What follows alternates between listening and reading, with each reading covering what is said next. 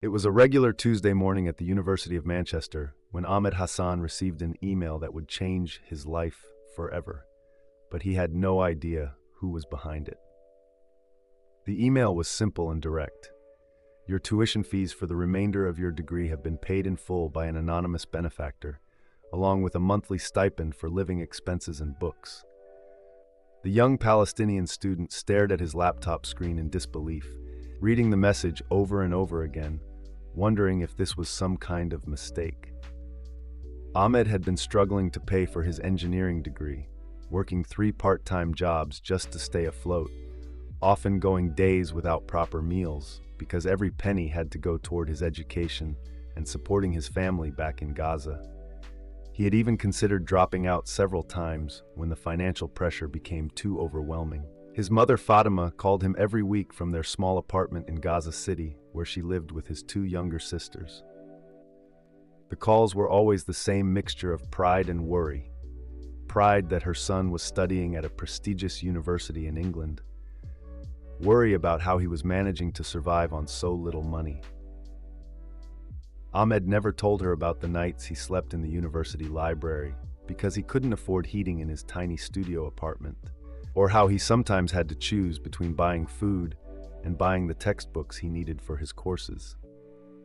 The anonymous email came with official documentation from the university, confirming that someone had indeed paid his fees and set up a trust fund for his living expenses. But there was no name, no signature, no way to trace who had done this incredible act of kindness. Ahmed went to the university's financial aid office, hoping to get some answers, but they could only confirm that the payment was legitimate and that the benefactor had requested complete anonymity. They told him that whoever did this had gone through a law firm to ensure their identity would never be revealed. Weeks passed and Ahmed threw himself into his studies with renewed energy. He no longer had to work 3 jobs, which meant he could focus entirely on his engineering degree.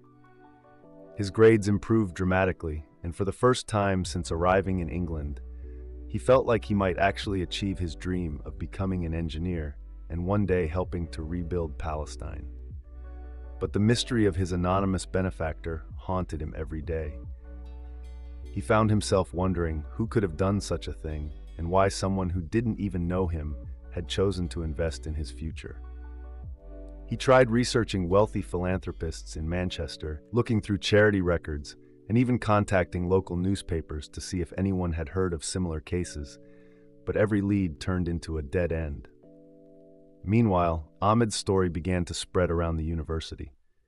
Other students heard about the mysterious benefactor who had saved one of their classmates from dropping out, and soon Ahmed found himself something of a local celebrity. Professors who had barely noticed him before were now taking an interest in his work and his story. The university's student newspaper wanted to interview him, but Ahmed declined, saying he didn't feel right accepting praise for something he hadn't earned. It was during this time that Ahmed started volunteering at a local community center that helped refugees and immigrants in Manchester.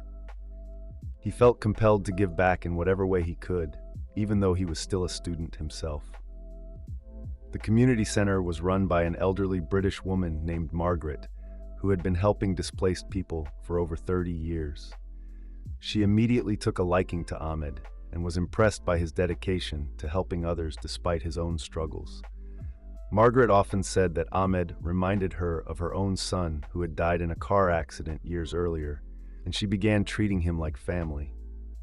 One evening, while Ahmed was helping to serve dinner at the community center, a group of children from Syrian and Somali families were playing football in the small courtyard behind the building. Ahmed joined them for a few minutes, enjoying the simple pleasure of kicking a ball around with kids who, like him, knew what it meant to be far from home. As they played, one of the children pointed excitedly toward the street and shouted in broken English, "Look, look, it's Ronaldo!" Ahmed turned to see what the boy was pointing at and nearly dropped the ball he was holding. There, walking toward the community center, was indeed Cristiano Ronaldo, dressed casually in jeans and a hoodie, but unmistakably the most famous footballer in the world. The children immediately abandoned their game and ran toward the fence separating the courtyard from the street. Ronaldo smiled and waved at them before walking through the front entrance of the community center. Ahmed followed the children inside, wondering what possible reason Cristiano Ronaldo could have for visiting their small refugee support center. Margaret greeted Ronaldo warmly, as if she had been expecting him, and Ahmed realized that this wasn't the Portuguese superstar's first visit to this place. Ronaldo spent the next hour playing with the children, teaching them football tricks and taking photos with them, but Ahmed noticed something else. Ronaldo kept glancing in his direction, as if he recognized him, which seemed impossible since they had never met. When it was time for Ronaldo to leave, he approached Ahmed directly and asked if they could speak privately for a moment. They walked outside into the cool Manchester evening, and Ronaldo began to speak in accented English that carried the weight of something important. "Ahmed, I think it's time you knew the truth about who has been paying for your education." Ahmed's heart began to race. He stared at the man who had scored more goals than almost anyone in history, who had won more trophies than most people could count, who earned more money in a week than Ahmed's family would see in a lifetime, and suddenly he understood. Ronaldo continued speaking, his voice quiet and sincere. "I've been following your story through Margaret. She told me about a young Palestinian student who was working himself to exhaustion just to stay in university. Someone who never complained, never asked for help, just kept fighting to build a better future for himself and his family. Margaret showed me your essay about wanting to become an engineer to help rebuild Gaza, and I knew I had to do something." Ahmed's eyes filled with tears as Ronaldo explained how he had contacted his legal team to set up the anonymous fund. The footballer's voice was gentle, almost apologetic, as he continued, "I didn't want you to know it was me because I didn't want you to feel like you owed me anything or that this was about publicity. I just wanted to help someone who reminded me of myself when I was young, someone who had a dream and was willing to work harder than anyone else to achieve it." Ronaldo told Ahmed about his own childhood in Madeira, how his family had struggled financially, how he had left home at age 12 to pursue his football dreams, how there had been times when he wondered if he would ever make it.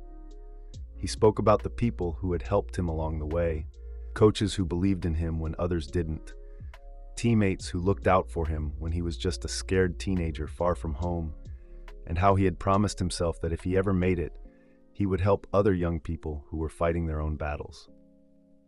"You see, Ahmed," Ronaldo said, his hand on the young man's shoulder, "your story reminded me that talent and determination exist everywhere, not just in wealthy families or famous academies. Your dream of becoming an engineer and helping your people is just as important as any goal I've ever scored, and maybe more important." Ahmed was crying openly now, unable to speak as Ronaldo continued, "But I want you to know that this isn't charity. This is an investment. I believe you're going to do incredible things with your life. And when you do, I want you to remember to help the next person who needs it. That's how we change the world, one person helping another."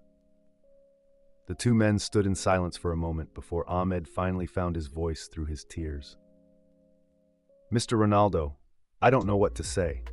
How do I thank you for something like this?" Ronaldo smiled and shook his head.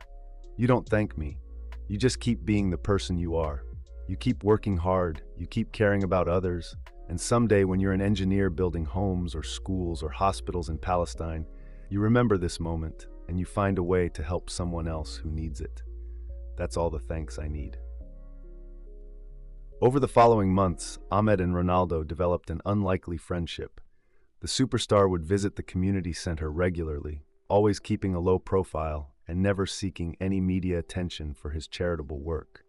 He would ask Ahmed about his studies, his family back in Gaza, his dreams for the future, and Ahmed began to see beyond the famous facade to the man underneath who genuinely cared about making a difference in people's lives. Ahmed's grades continued to improve and he graduated with honors in engineering. His family flew from Gaza to attend the ceremony, his mother Fatima crying tears of joy as she watched her son receive his degree. But the most meaningful moment came after the official ceremony when Ronaldo appeared quietly at the family celebration dinner that Margaret had organized at the community center. Ahmed's mother hugged Ronaldo for a long time, whispering prayers in Arabic and thanking him in broken English for saving her son's future.